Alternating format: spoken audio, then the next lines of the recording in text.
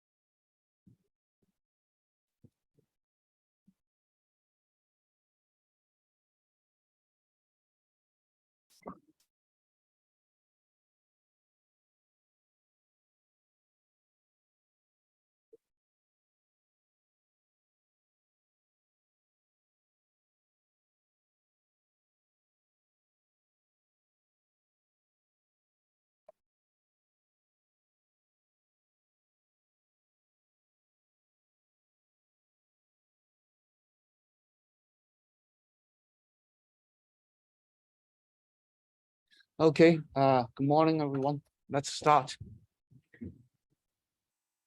So the theme of this part of the course is design flow.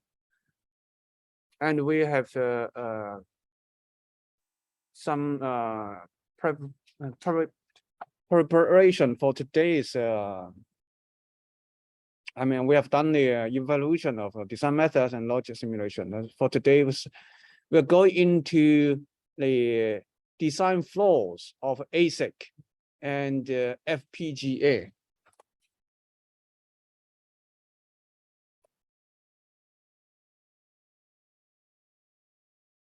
So a generic design flow is shown in this slide. So the design starts from the product requirement, which is to do the right thing. You should ensure that the right thing is being carried out. So usually this product requirement is the responsibility of the leaders of the product.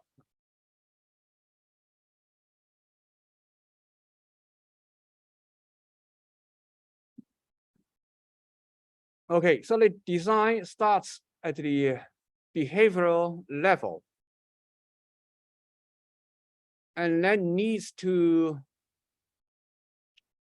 proceed to the structural level. So usually we said in the Y chart, we have this behavioral description or behavior domain and structural domain, then a physical domain. Usually, in general, we start from the behavior description or behavior description, then go into the structural description, and finally to the physical description.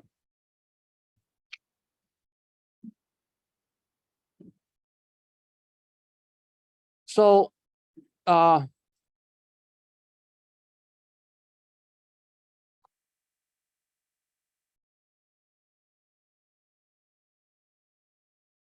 so from this behavioral specification to structural description, this step is called behavioral synthesis, or RTL synthesis. RTL stands for register transfer logic or register transfer level. It is called RTL because the designs are captured at the memory and logic level. Registers memory.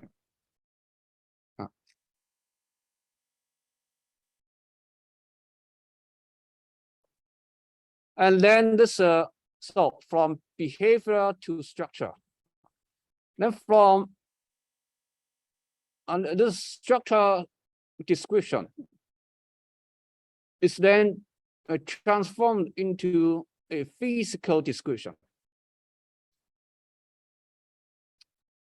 suitable for chip fabrication. And this transformation step is called physical synthesis, or layout generation.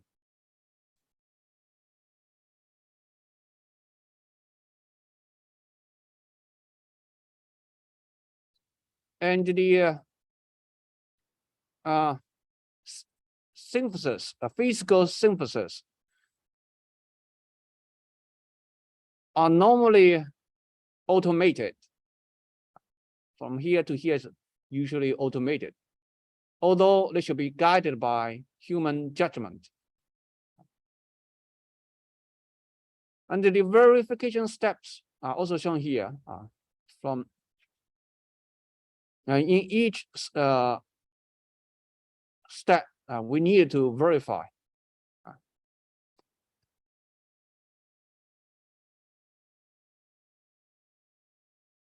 So quite simple. Say so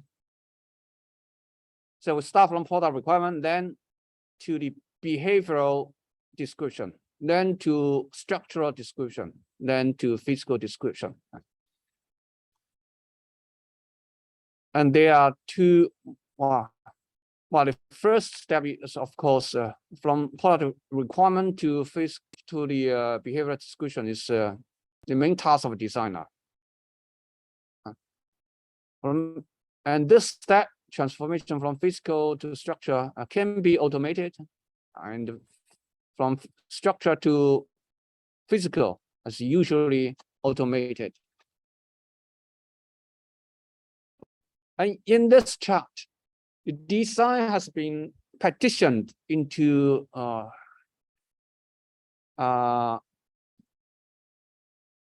so-called front end and back end.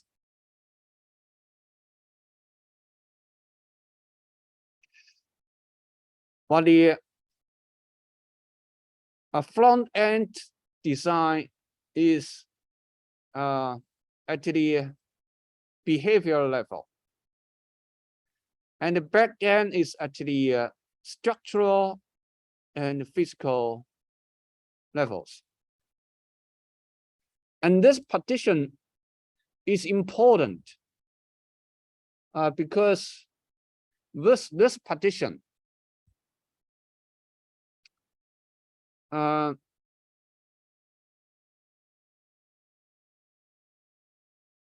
the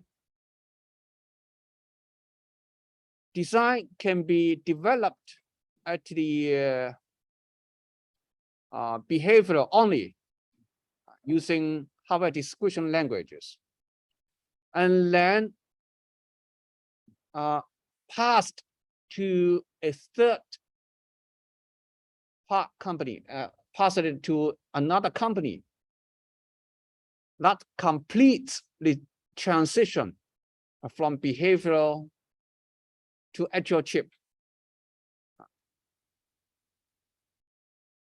So in this way, the original design company does not have to invest the human resources or tools required in the back-end design.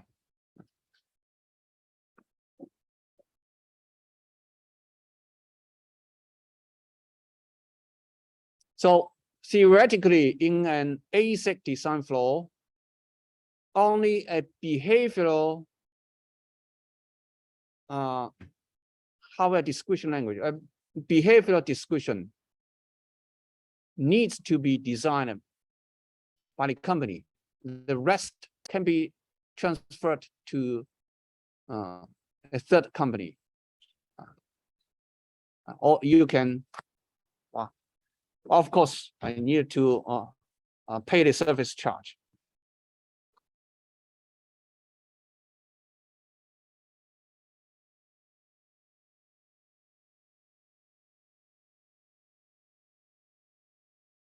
But this so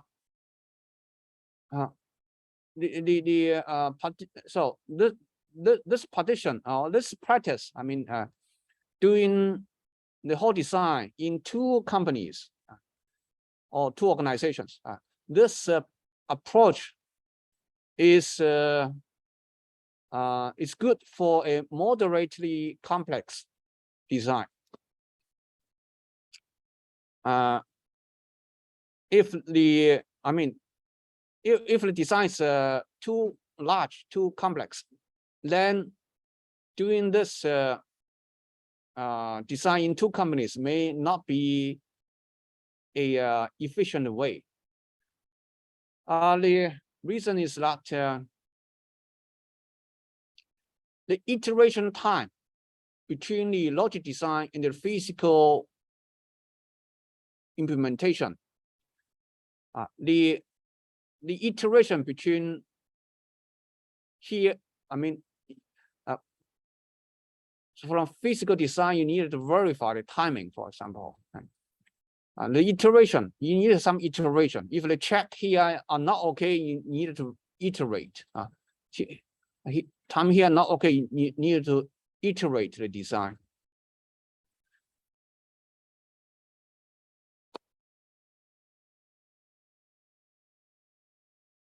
So multiple iterations are necessary because the pre-layout timing estimates provided to the designer usually are not very good estimation of the true timing simulate after the layout. So before the layout, you have some timing model, but you need to verify those timing delays, things like that after doing the layout.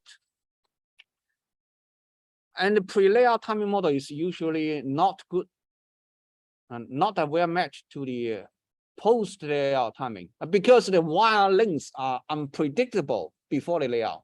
You don't know how long the wire will be before the actual layout.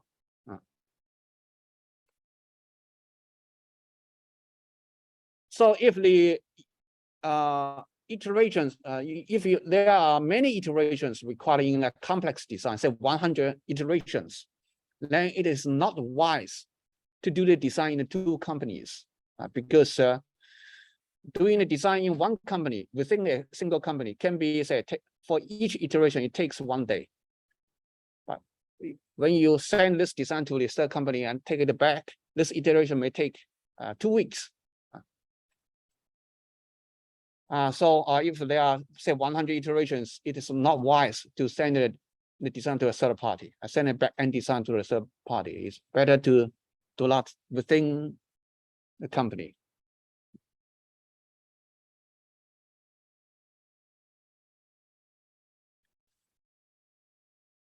Okay.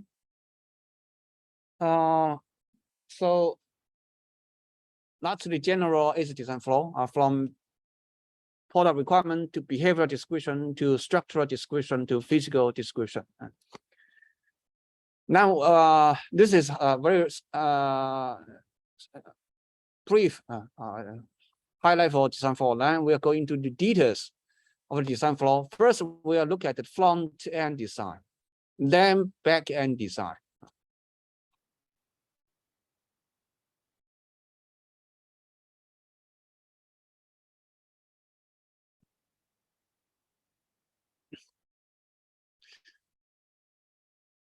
Well, let me see. Let me move it.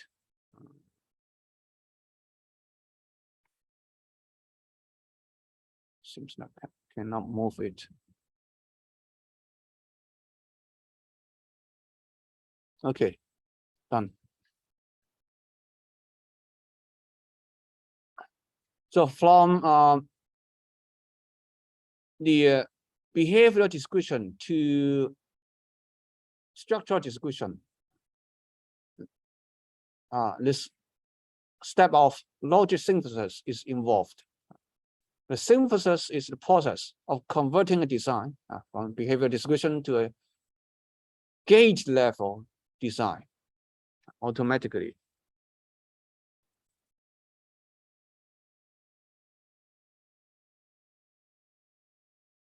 So with this automation tool, automation step, automatic step, designers can concentrate on experimenting with different design alternatives at a higher level without worrying about low-level design details. So ideally, this would be correct by construction, because the synthesized circuit should be identical in function, in logic function, to the behavioral description. And this increases productivity a lot.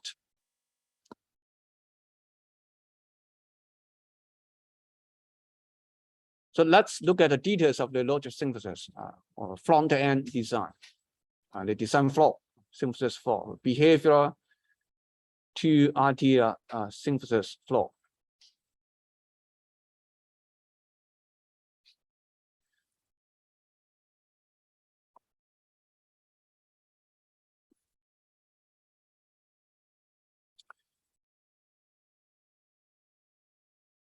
So the design starts with a specification. And this specification might be a text description or in a system specification language, like a C language.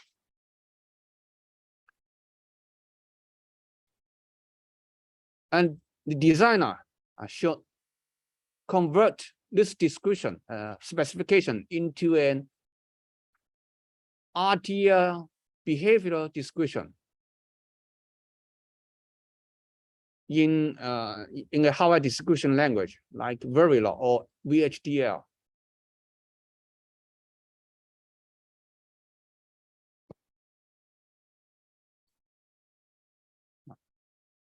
So here, and some text benches should be constructed to verify the function of the description.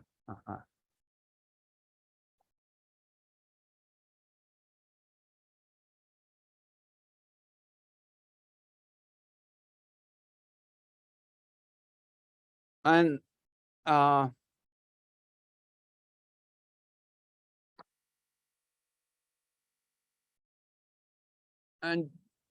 the typical design environment and simulator include ModelSim or desktop Verilog from Cadence Design Systems, also some other tools. And this functional verification via simulation, like ModelSim, is usually carried out hierarchically. And that is, after the overall architecture is defined, modules are successfully built from the bottom up, and verifying at each step.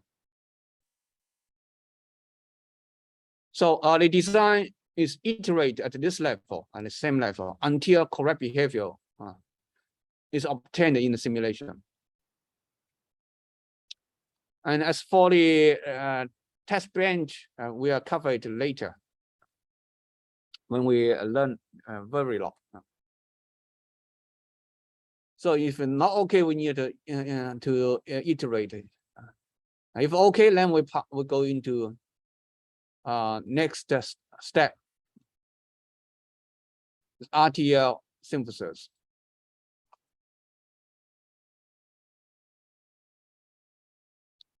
So the next step is to synthesize the behavioral description. And this involves converting the RTL to generic gates and registers to optimize. In the process, it involves the optimizing the logic to improve the speed and the area, and also to map the generic gates to a standard cell library. Say all gates are generic gate, but a specific all gate from a cell library is something specific. There is so you need to map this to map a generic gate to a standard cell library. So this RTL synthesis is often automated. Typical EDA product, design automation product, involve design compiler from Synopsys, RTL compiler from Cadence.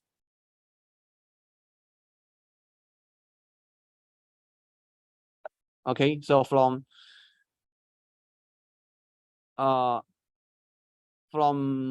this behavioral and to gate level description automated, we need to this mapping from generic gate to library. Say transistor needs a specific channel length width, and we get a so-called net list. Net list is like SPICE file. You have learned SPICE before, right? SPICE, you write some text file, a list of components and how they are connected. That kind of file is a net list. So it's a structural description of the design.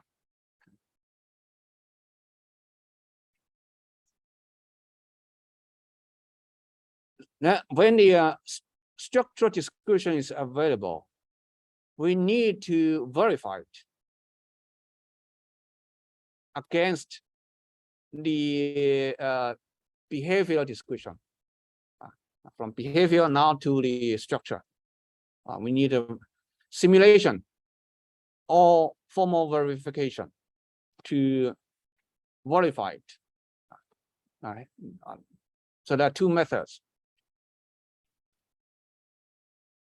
Let me show it here. So ideally, the synthesizer netlist would be correct by construction because it is generated by the automated design tools. So should be correct. But some ambiguities in hardware description languages sometimes cause the synthesizer to produce incorrect netlist from poor written behavioral code. Still, we need to verify. So two methods. One is just straightforward functional verification by simulation. You rerun the test vector, a test bench, rerun the simulation using the same test bench. The same test bench that you used in the behavioral description. Now at the structural description, you rerun the simulation to see if they give the same result. But this result, this verification is only as good as the choice of test vectors. If you choose a poor test vector, then on this test vector, the design may be identical. The two descriptions may be identical, only for that vector, but it may hide some important mistakes there. But if the test vector is sophisticated or effective enough, this is also okay. Rerun the simulations by we run the test benches. Another verification of the synthesized analysis, the method called a formal verification.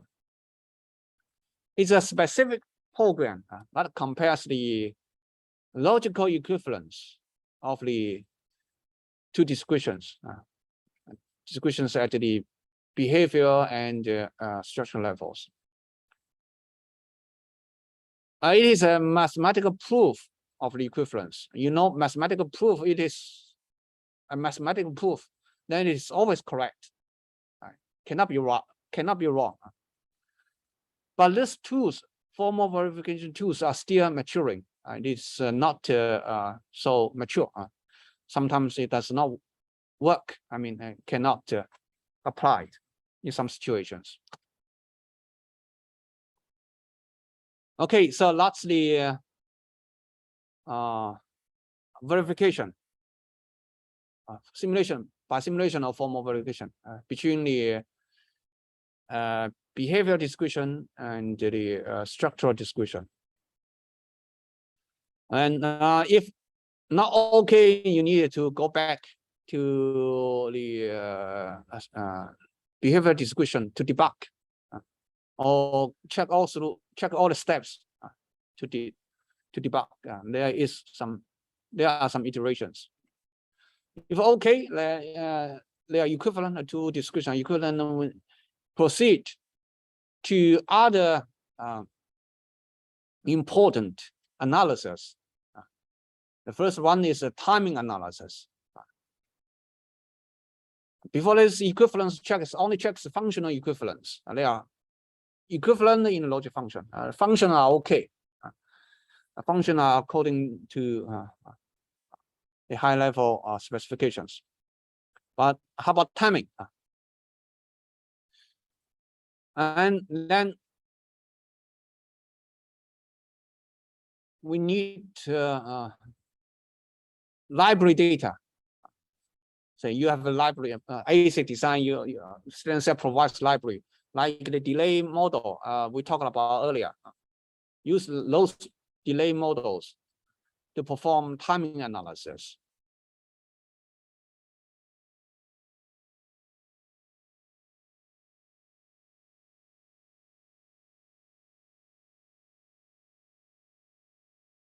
So at this point, so at the behavior level, clock cycle time is used. So before this point, clock life before this point, clock cycles, those are abstract notation. But at the structural level, when you have a net list, the actual time, actual delay has to be estimated in order to meet the actual clock cycle time. So a timing analyzer is used at this step to verify the timing. The timing analyzer is a critical analytical tool for the modern CMOS digital design. And there are as you here usually is the static timing analysis is performed. So it uses basic timing model of library gates. It includes the intrinsic delay and the extrinsic delay due to routing loads and phenomena. So it can be estimated statistically or derived from floor planning. For the layout, you need a floor plan first. So this floor is for memory, this floor is for arithmetic unit, that floor is for control. But these static model are some mathematical algebraic models. So they so this static timing analysis can run quickly because you don't need to run the circuit simulation. I mean, a transistor level circuit simulation.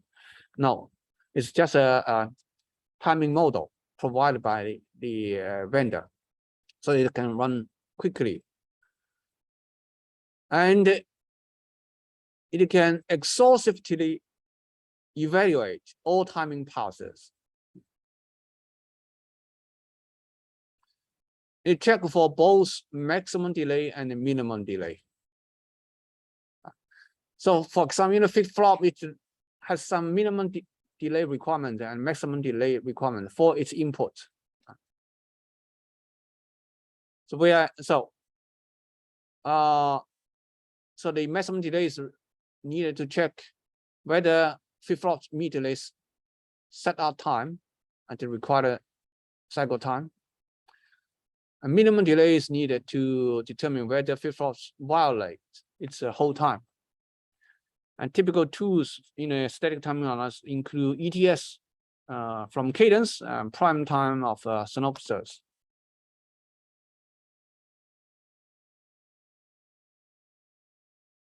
Okay, so that's the static timing analysis. Then, if the timing analysis is not okay, you need to reconstruct the design, rethink about the design. So iteration are required. If timing okay, I mean, the adder, for example, an adder can perform addition within the allotted time. Then you can proceed to next step. So next step is to insert some test logic. So after the manufacturing of the chips, you need to perform tests, and you need some logic embedded in the chip to perform the function of your design. So you need to embed some test logic. So you include some additional logic for test purpose, and we will cover this at the later part of this course. So now, including those test logic, we have a more complete netlist. Again, you need to perform simulation or formal verification to check that the netlist is correct. If not correct, you need to debug. If correct, go to the power analysis. Power analysis perform to estimate power consumption.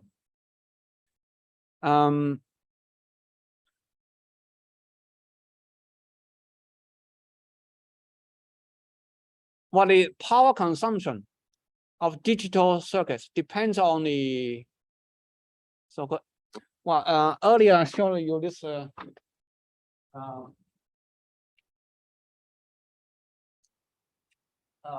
This is dynamic power.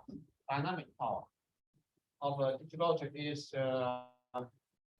proportional to the frequency, proportional to the area, which is represented capacitance, proportional to the square of the supply. And there is some factor here, proportional factor. And this factor alpha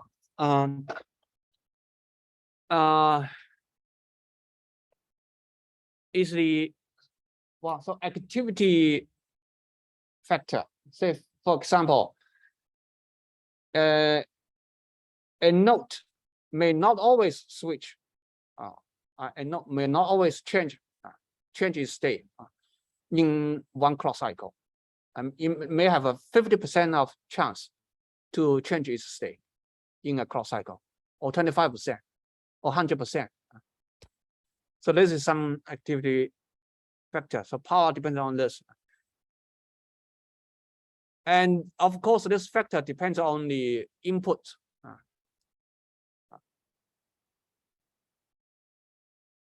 So the power analysis can be performed for a particular set of test vector, input test vector, by running a simulator.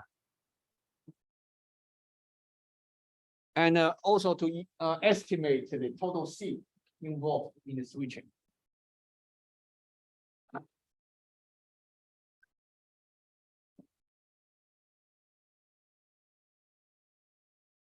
So at this stage, if the power is too high, power is too high, it's much higher than the specification, then some big change may be needed in the architecture.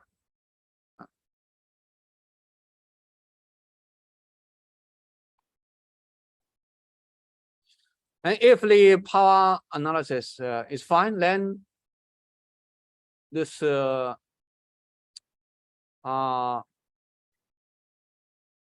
behavior to RTL synthesis is done. Or we say front end is done. You can move to the back end.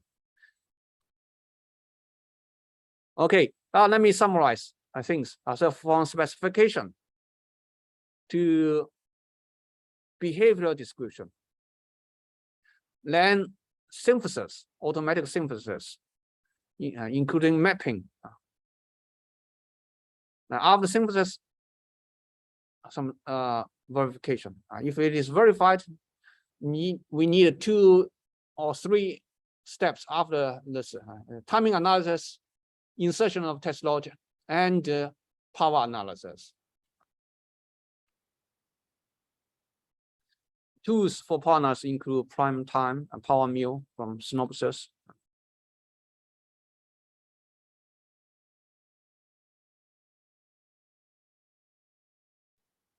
Okay, I think let's take a break. Let's take a 5 minutes break.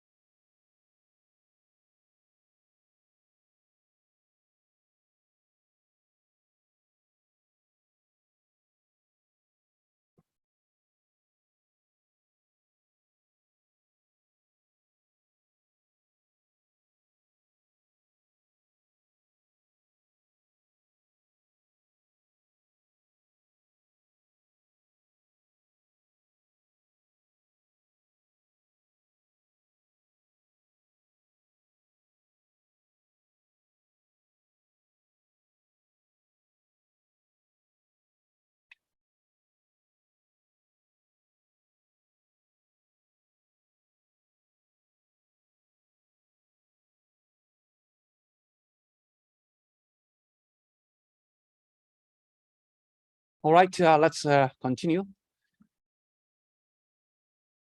So after the net list is available, and we go into the proceed to the physical level design. The physical level is the stage of defining the pattern for each mask level for the manufacturing. And it is more convenient to look at this stage as a task to determine where device dimensions are defined and located.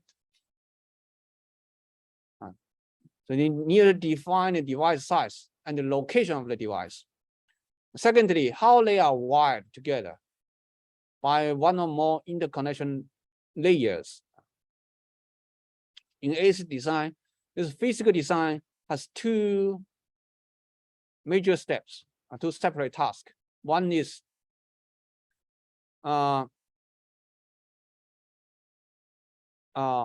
placement.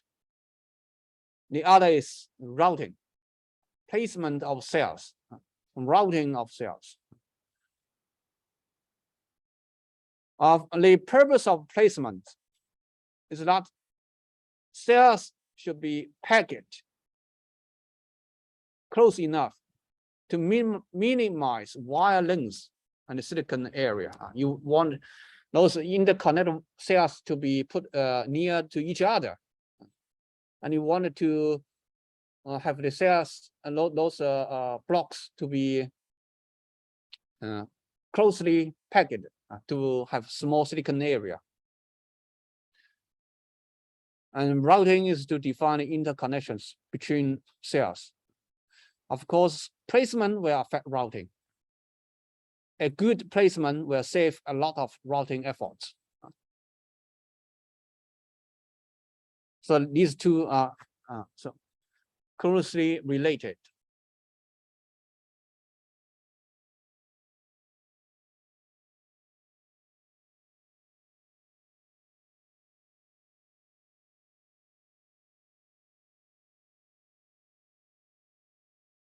Well, in our faculty, we have a number of experts in this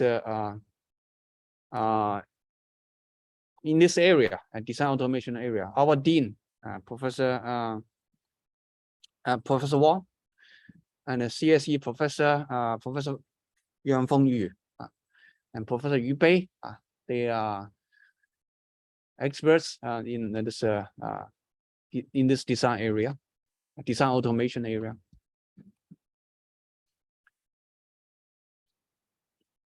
Okay, now here is the detailed flow of the ASIC place and route, or standard size ASIC, ASIC place and route.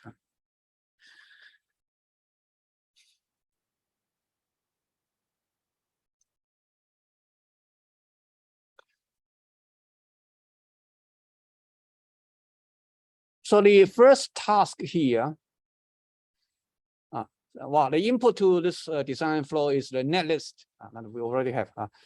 And in this flow, the first task is the placement.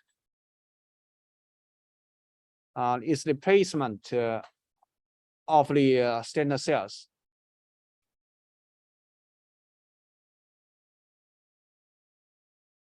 Well, the key to the automation of standard cell layouts is the use of constant heights. The cells have the same heights and variable width.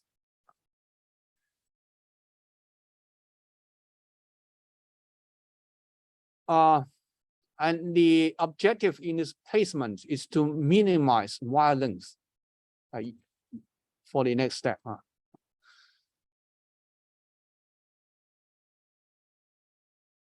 But a manual flow plan is often added before the placement.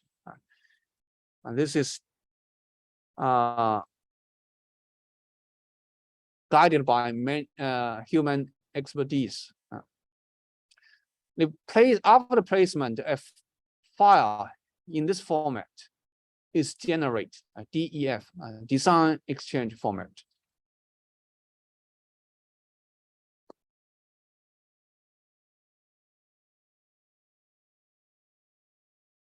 Then after the placement is to route to connect cells according to the net list.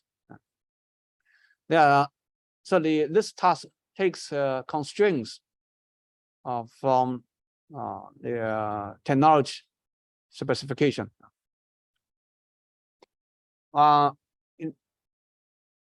it has global routing task and also local detailed routing tasks. After routing, another DEF file is generated.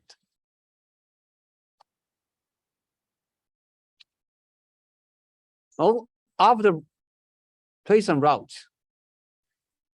then so the layout is available, but we need to check the performance of the layout. So in order to check the performance of the layout, we need to extract the parsecs of the layout. So from the layout, and also the technology parameters provided by the Foundry, parsecs can be extracted. Parsecs means the interconnect wires resistance and the capacitance of wire capacitance, the R and C of interconnects basically, and there are different extraction complexities. The simplest one for this is 2D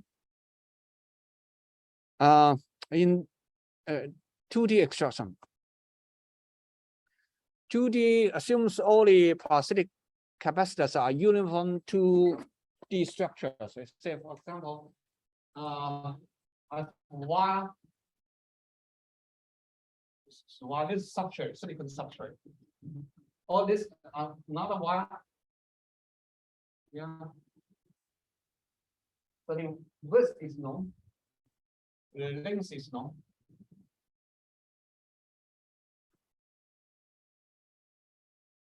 Okay, and this dielectric material, silicon dioxide. The thickness is known. Then we just apply a simple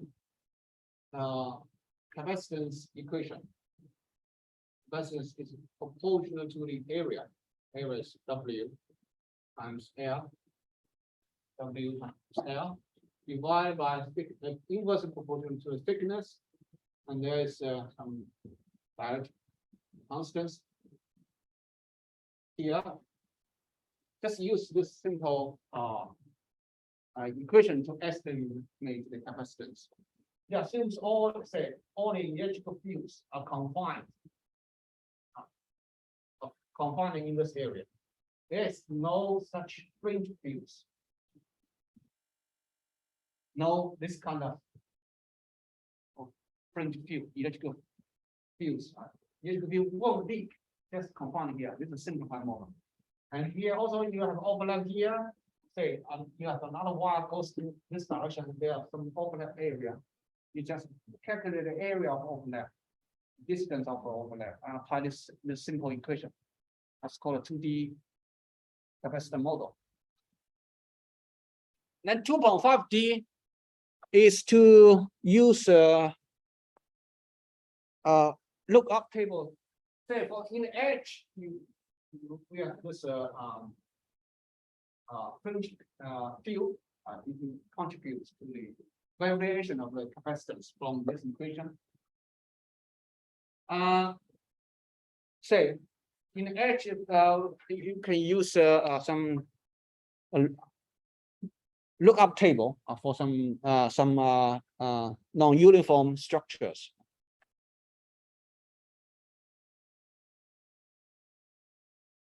That's more complex capacitance structure. The most complex or most accurate model is 3D. Just solve the Maxwell equations for this particular structure. Solve Maxwell equation to extract the capacitance, and this is a time-consuming but most accurate one.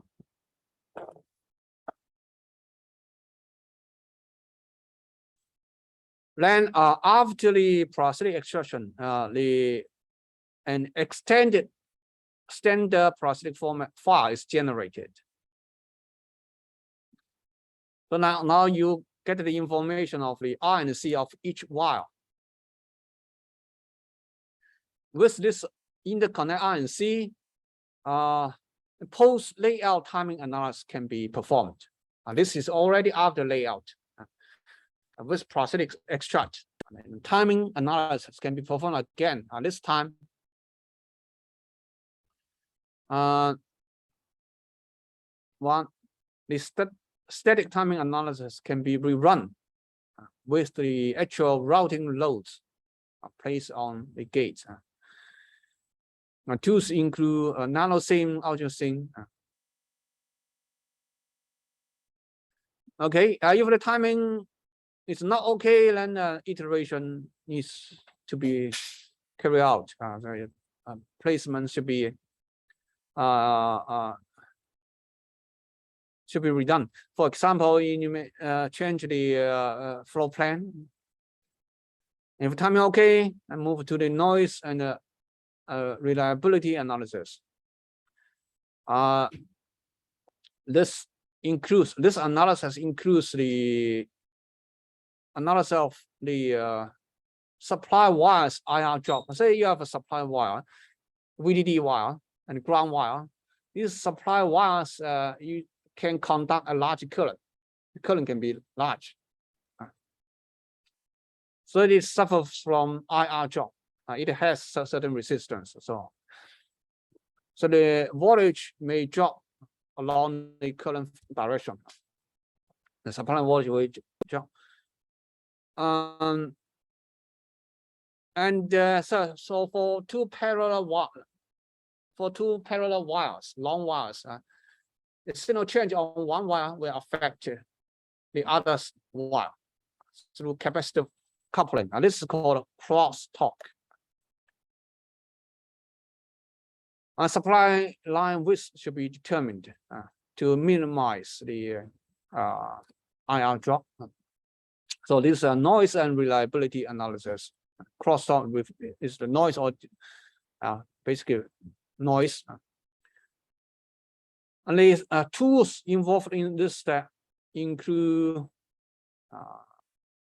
signal storm, electron storm, voltage storm. If this is okay, then the data set of the layout can be sent to the manufacturer. The data format is GDS2 file. Stands for Graphic Design System. I think I mentioned earlier that this GDS2 is the standard industry format. For the layout, you can send such a binary form file to the manufacturer. If this step is not okay, then we need to debug to find the error.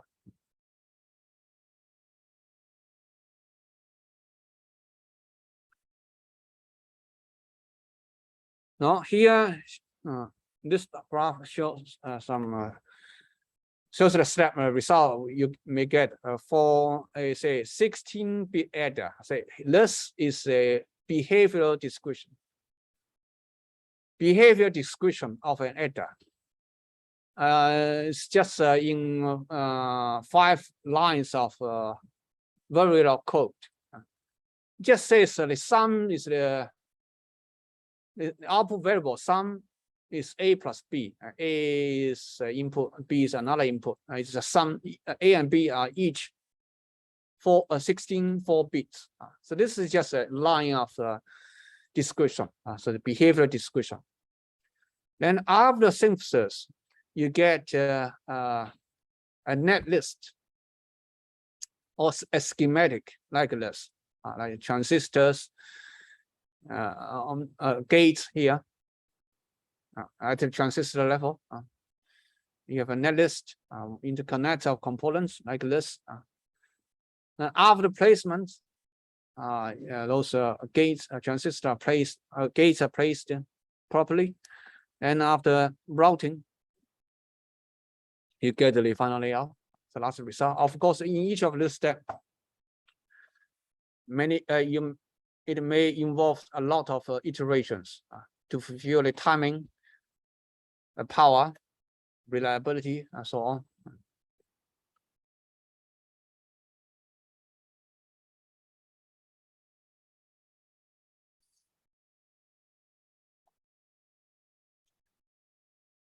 And this is a simplified flow that we discussed so far. RTL design for the behavior description and RTL simulation.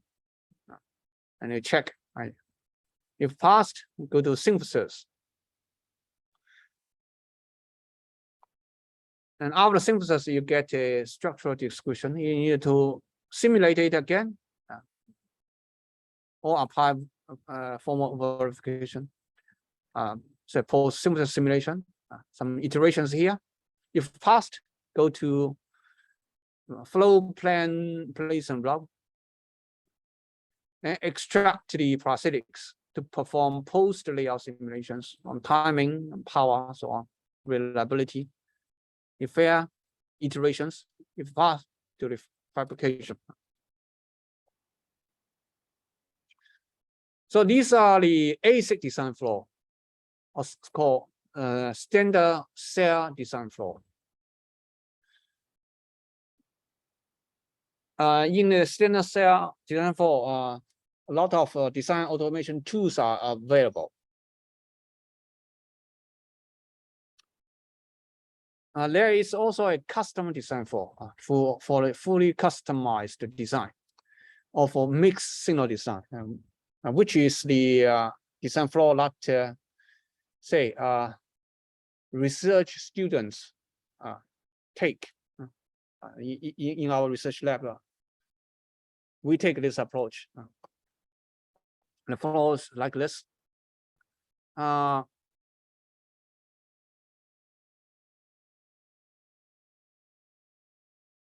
We draw schematic or write text file to describe the interconnections. It's not from, it does not start from behavior. It starts from schematic or structural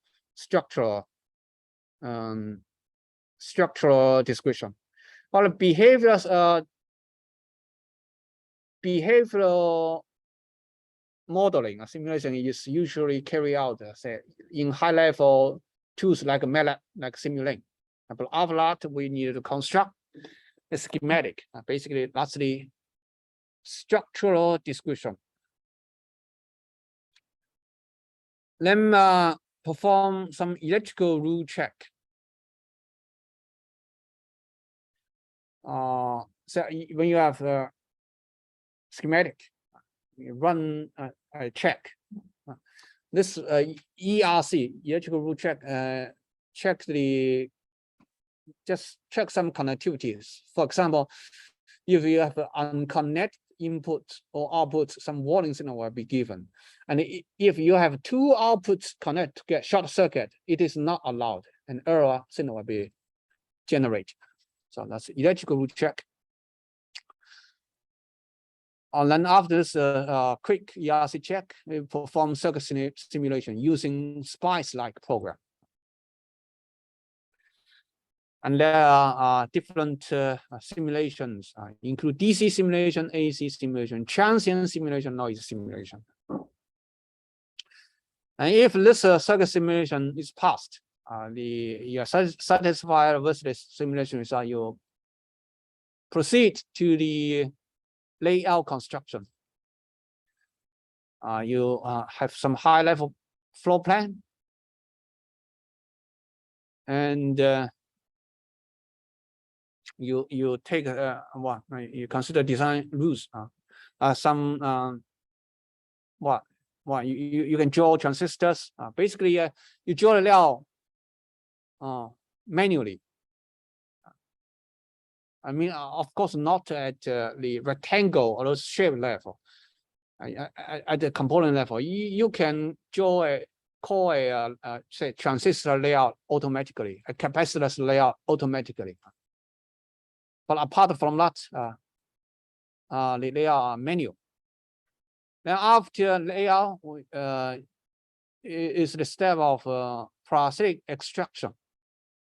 not yet parasitic extraction, is the circuit extraction. From layout, you extract the equivalent circuit, construct equivalent circuit, and this is automatic.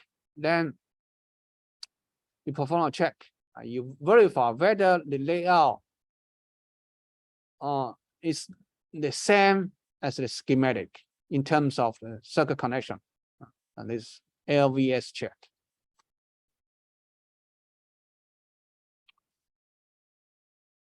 Then if LVS check is passed, that means you have the right layout that corresponds to the schematic. But you still have to check the performance. To check the performance of the layout, the parasitic extraction must be taken. Extract RNC of interconnects. Then you can the design tools can back annotate those RNC to the schematic. So you just put this RNC back to the schematic. Then you can rerun the schematic simulation. So this is called post-layout simulation. And this post-layout simulation is a critical step for a working chip. Perform the whole chip simulation, post-layout.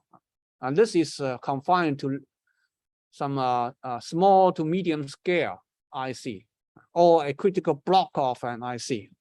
Even for digital memory, you need to conduct such a simulation.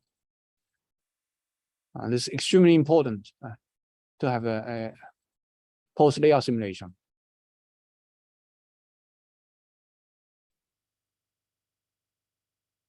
Well, there is a step called design rule check. Usually, it's done after the layout, not here. This chart is from one of the reference book here. And finally, some reliability check. Check the supply quality, VDD and ground. So check the supply metal with supply IR drop and the noise coupling through substrate, contact substrate coupling. If okay, then send it to the manufacturing. Chip okay, or the module is okay. If this is only for a block, say a memory block in digital design.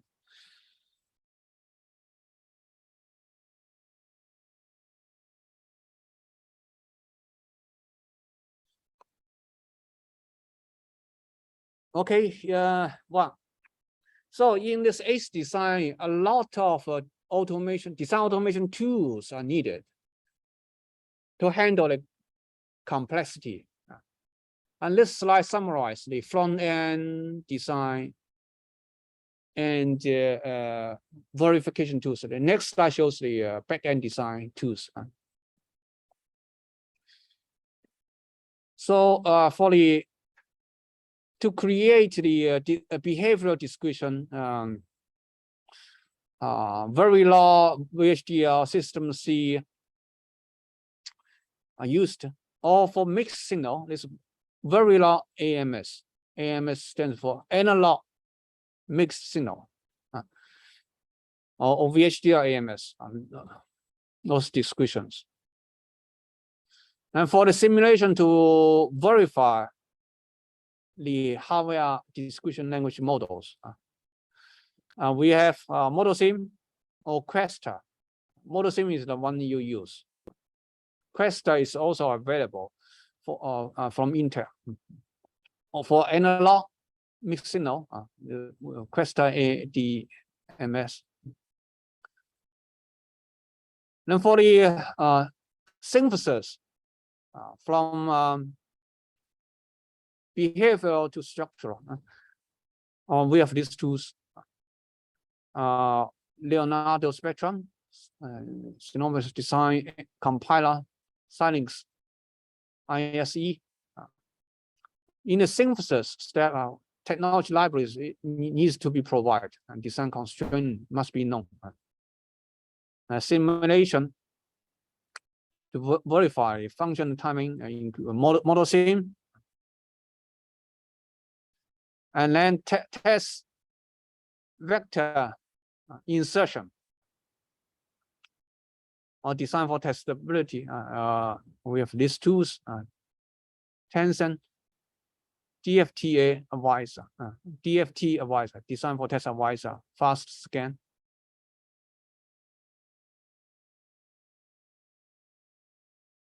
And simulate to verify timing function. Back-end tools. Cadence has a design environment, I call it, SOC Encounter Innoverse Virtuoso. So Intel, not Intel, Cadence provide comprehensive tools, include for the BAM includes a floor plan, place and route, design rule check, DRC, the parasitic extraction, LVS. We have this Calibra tools.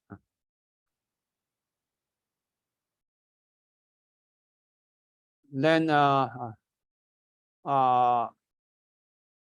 finally, if everything is already generated, the mask for manufacturing. So to produce IC the GDS2 file for lastly IC mask data. So in the design, we often encounter this libraries, stem cell libraries, process data, design rules, instructions. Those things need to have the information from the IC Foundry, and the IC Foundry provides such kind of information in some technology or process design kits, in a set of files. A set of files is collectively called a process design kits.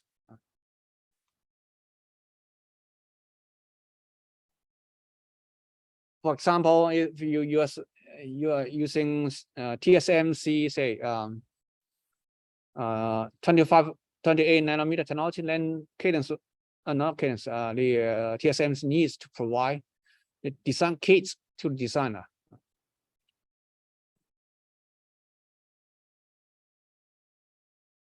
So this design kits are foundry specific data and models for given IC technology used by design tools and also by the designer.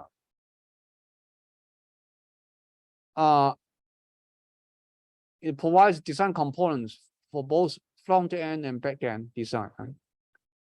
Design entry, gates, registers, modeling, technology and process data, like layer definition parameters, transistors, resistors, capacitors, for analog mixed signal designs. Design rules and PDK provides stem cell libraries, include the library used for synthesis, like NAND gates, flip-flops, etc. And delay models for the simulation. Physical designs, layouts for those gates, flip-flops is provided in this format, LEF, and timing models, fast, typical, slow, files used for verification, DRC, LVS, PEX, which stands for parasitic extraction, and text structure generation. Some provides IP, specific IP generators, for example, RAM. But usually those specific IP come at cost. You need to pay. So say TSMC is a private company.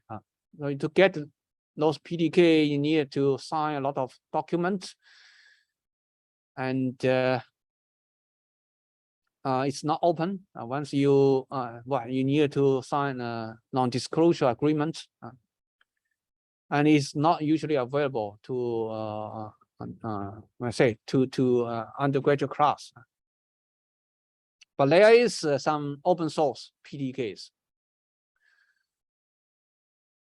there are some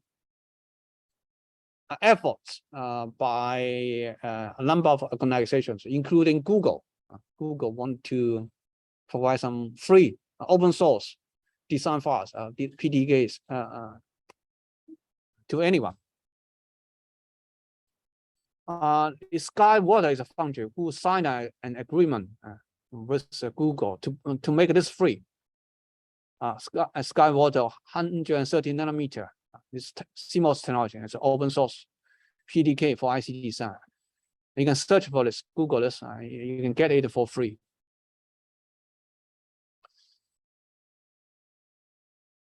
And this OpenRoll by UCSD and OpenLink by eFabless, a company, an organization. Also, open source design flows. They work with this technology file. So if you are interested, you can go to these links. So this is the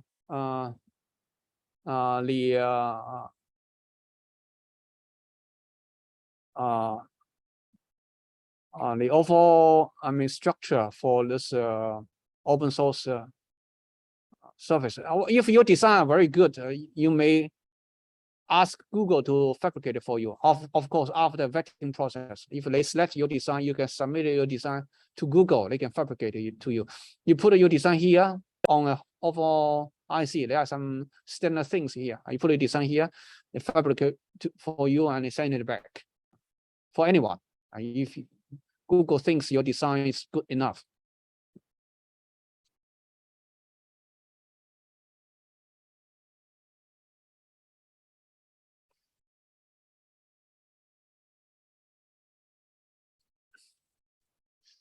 Oh, okay. In carrying out a IC design project or any project, we need to schedule the project properly. And usually this is visualized by a Gantt chart.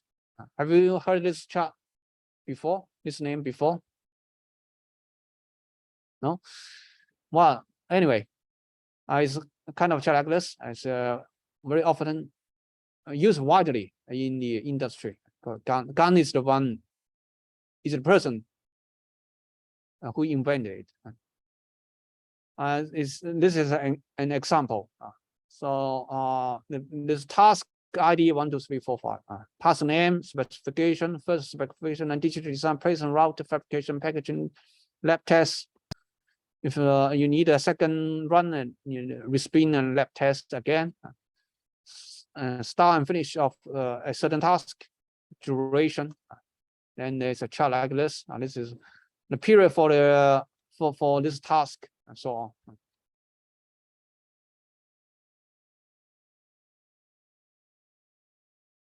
Okay, now let's take another brief break, 3 minutes to finish. We'll come back to finish FPGA design 4, which is relatively simple.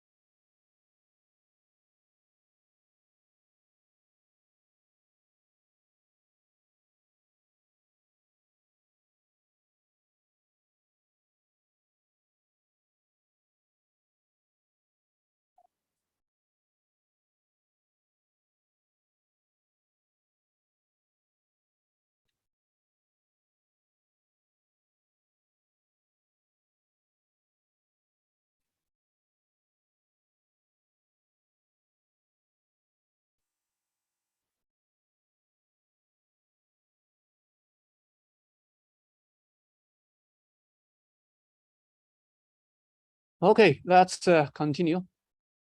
So now the design flow for FPGA. Well, for the ASIC design, the flow takes a long time. It's 1 year or more for complex design. And sometimes we want to verify an idea in a short time. And so we need some means for rapid prototyping. And this is made possible with FPGA.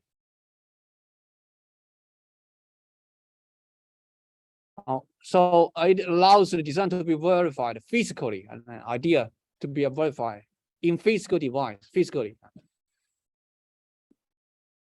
And so it's important. Sometimes it is FPGA is used before an ASIC is realized. So for FPGA design flow is similar. We have 3 major steps. First is the behavior description, then the structural description, and finally the physical description. So the design is described by hardware language, in hardware language, to describe the model, to construct a behavior model. Of course, you need to verify the device model. You may construct some test bench to simulate the model. And then synthesize the behavior model into gate level netlist, and this is automatic.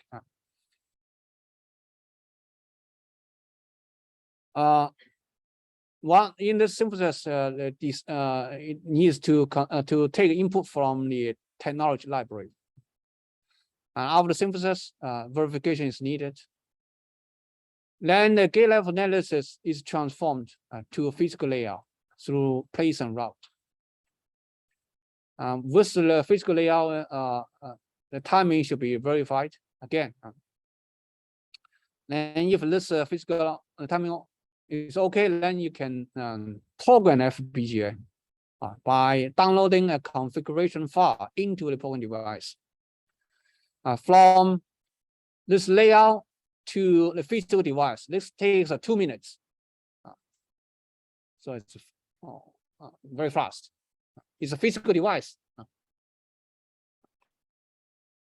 Okay, so the again, I can divide it into front-end design and back-end design. Back-end design refers to the physical design. And in this course, we're usually Arteria or Intel D1 SoC development kit. I think most of you have got one, right? Have you got your FPGA board? If no, please raise your hand. No, okay. Everyone get your board. Okay, so you have seen these slides before. So this is FPGA. One thing I will point out is that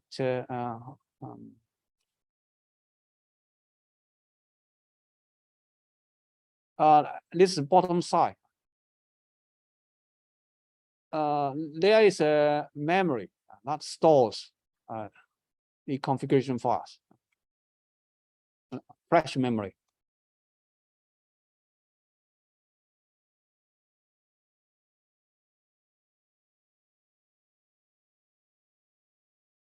Okay, well, same slide that you have seen before. Now let's come to the design flow with this design board. So the design environment or design tool you use is Intel's Quartus Prime software. Quartus Prime is a comprehensive design suite for Intel FPGAs. And the Light edition is free for download. You can go to this link, choose version 20.1 or earlier. The reason for this older version is that I want you to use the Model Sim. The newer version use another newer version. of simulator. I think we better to keep model sim. It's available for Windows and Linux operating systems. If you are using Mac, then you need to install a virtual machine in your Mac to emulate Windows. Or you can come to our computing lab, e-computing lab, to use it.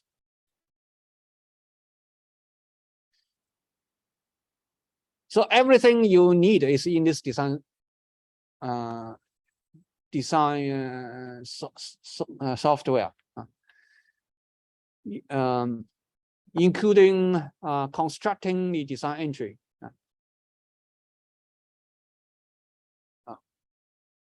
compile the hardware description language into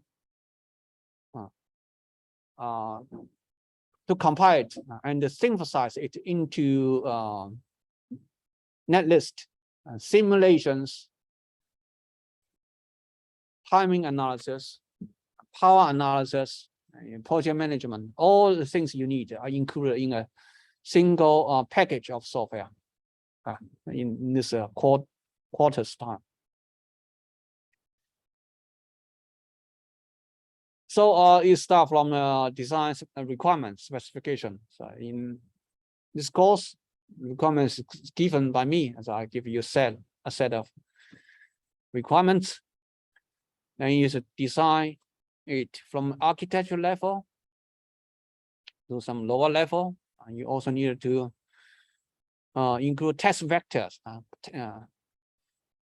perform behavioral simulation. Some iterations are required.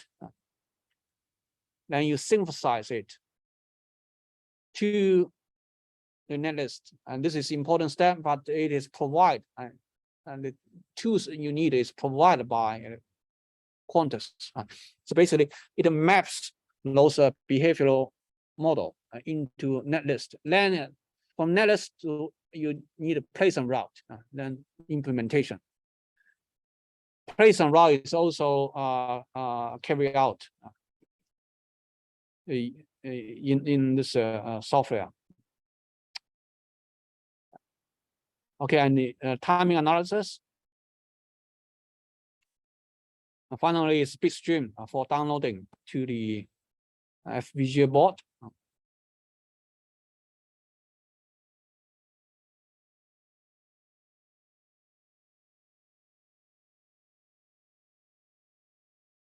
But this design software, I think, is very large. You need to have several gigabytes of free disk space.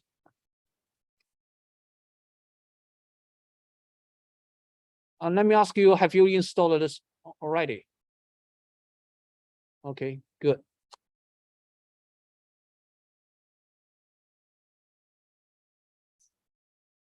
So that's the tools, not only design flow, software flow, with this Quartus Prime software. The design entry is the design circuit, to specify design circuit. You can use a schematic diagram or usually in a hardware description language in Verilog in this course. Then you can perform synthesis. So the design constructed by you is synthesized into a circuit consists of logic elements provided in the FPGA chips. Then there's a functional simulation. It doesn't provide the formal verification. It uses function simulation to synthesize, to simulate and synthesize the circuit.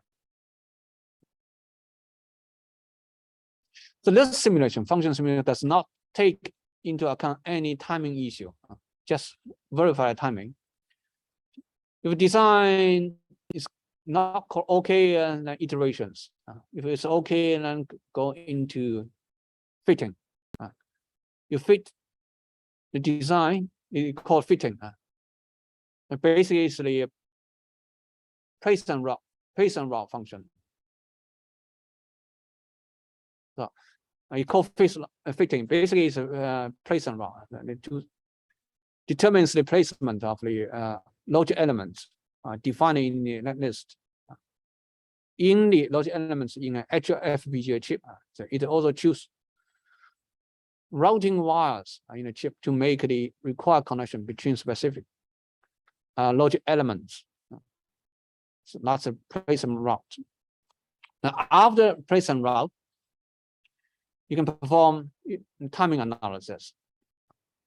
Because only at the last time you know how long the wire is.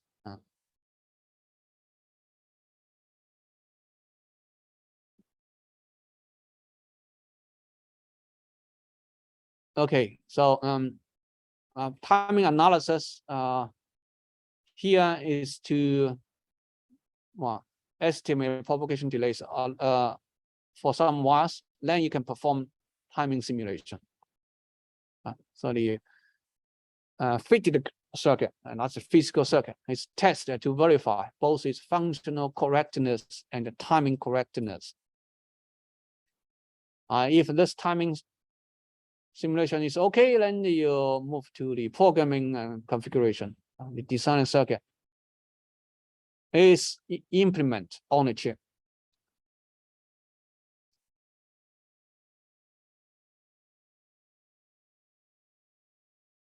Okay, that's the flow in this Intel's FPGA software.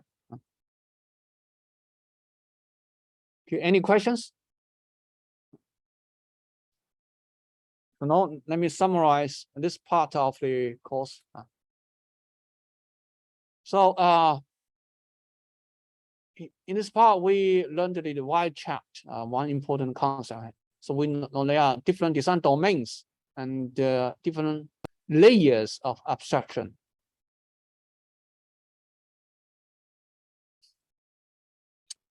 We have learned different level circuit models and different signal strings for digital simulations. For the circuit model, we have a system level model, RTL, gate level, switch level, device level. For signal strings, we have strong, weak, high impedance. And for we learned the ASIC design flow. So two big steps. First, the synthesis which is from the behavior description into structural description, which is netlist. And then physical design is from netlist to layout. It involves placement and route. And finally, FPGA design flow is very similar to ASIC design flow. However, this FPGA can be very quick. Okay, so that's all for today. Any questions?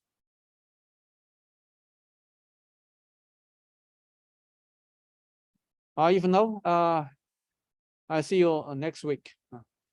Thank you for coming.